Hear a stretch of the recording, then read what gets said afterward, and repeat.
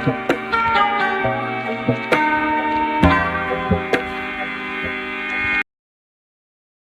number 6. This question is from differentiation.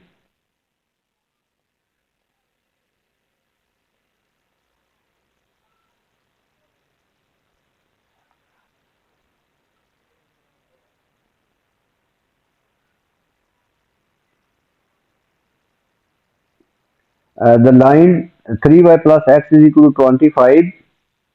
The line 3y plus x is equal to 25 is a normal to the curve y is equal to x square minus 5x plus k.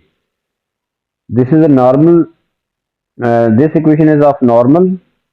This equation is of curve. Find the value of constant k. Normally लिखा होता है कि line is tangent to the curve, तो वहां पे discriminant use होता है। तो यहाँ पे ये क्वेश्चन थोड़ा सा डिफरेंट है, तो इसके लिए एक रफ सी मैं आपको फिगर बना के दिखाता हूँ।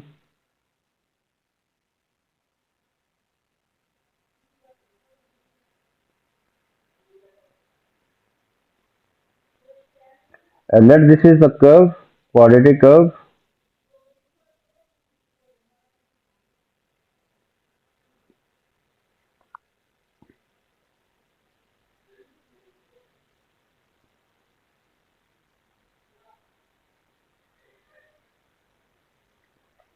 Let this is a curve and let this is a tangent.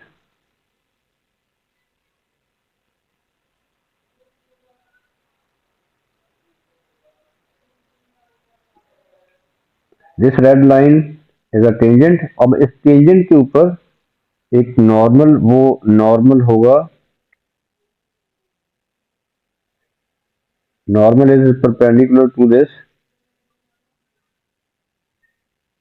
Tangent. This angle is of 90। Tangent और नॉर्मल आपस में एंगल बनाते हैं 90 degree. So this is a normal line. Normal और टेंजेंट के लिए पॉइंट यही होता है कर्व के ऊपर।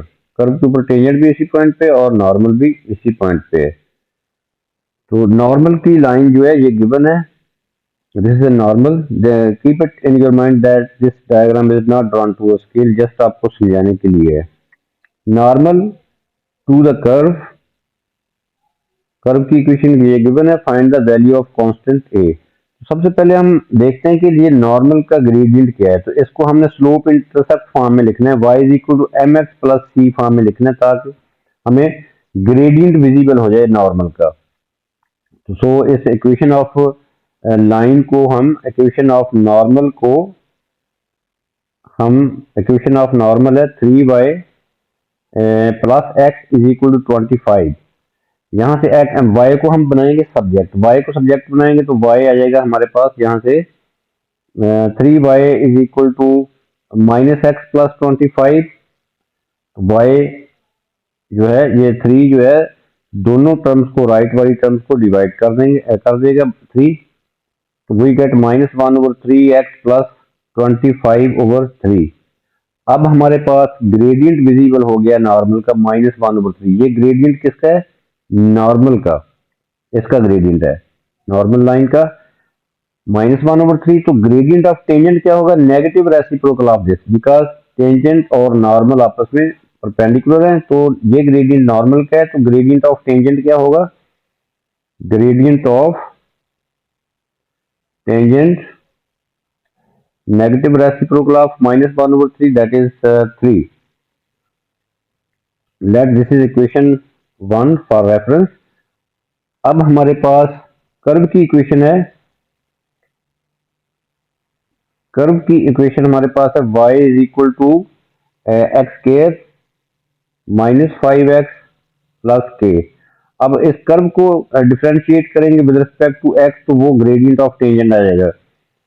कर्व को differentiating with respect to x, dy/dx 2x minus 5 आएगा। ये 2x माइनस 5 जो है एक्चुअली ये ग्रेडियंट ऑफ टेंजेंट है, इस लाइन का ग्रेडियंट है, टेंजेंट का ये ग्रेडियंट है 2x माइनस 5।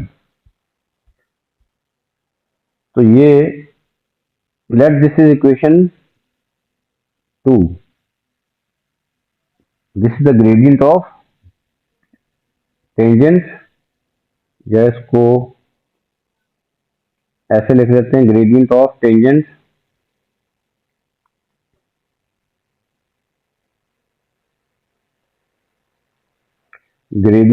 टेंजेंट जो है यहां से आया 2x minus 5. Let this is equation number 2. अब देखिए यहाँ पे ये इक्वेशन नंबर 1 और 2 को देखें, ये भी ग्रेडियंट ऑफ टेंजेंट है 3 और ये भी ग्रेडियंट ऑफ टेंजेंट है, तो दोनों को इक्वेट कर देंगे. इक्वेशन 1 और 2 को इक्वेट करेंगे, इक्वल पुट करेंगे, तो यहाँ से x की वैल्यू आ जाएगी. From equation number 1 and 2, 2x minus 5 is equal to 3, 2x is equal to 8 and x is equal to 4. x is equal to 4 है. अब हम x की वैल्यू जो है ये लाइन की इक्वेशन में पुट कर देते हैं. ये नॉर्मल की इक्वेशन में, नॉर्मल एक लाइन होती है, नॉर्मल की इक्वेशन में हम ये पुट कर देते हैं वैल्यू. नॉर्मल की इक्वेशन गिवन है 3y plus x is equal to 25. अब x की वैल्यू यहाँ 4 पुट कर देंगे, तो we get 3y plus 4 is equal to 25. 3y is equal to 25 minus 4 that is 21. y is equal to 7. तो ये x की वैल्यू 4 आई और y की वैल्यू आ गई हमारे पास 7.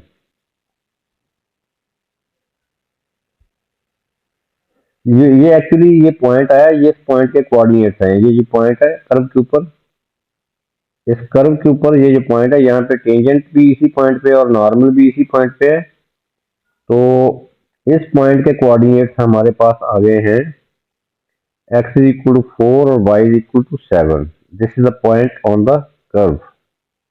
पॉइंट ऑन द कर्व क्या है 4, 7.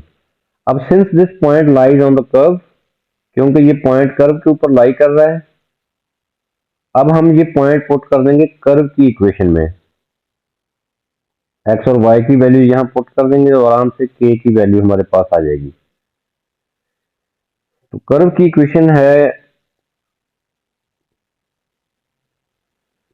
कर्व की इक्वेशन हमारे पास है y is equal to x square minus 5x plus k.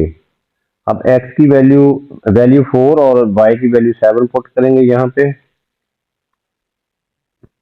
7 is equal to 4 square minus 5 into 4 plus k. तो 7 is equal to 16 minus 20 plus k. So from here we get from here k is equal to 11. This is the answer.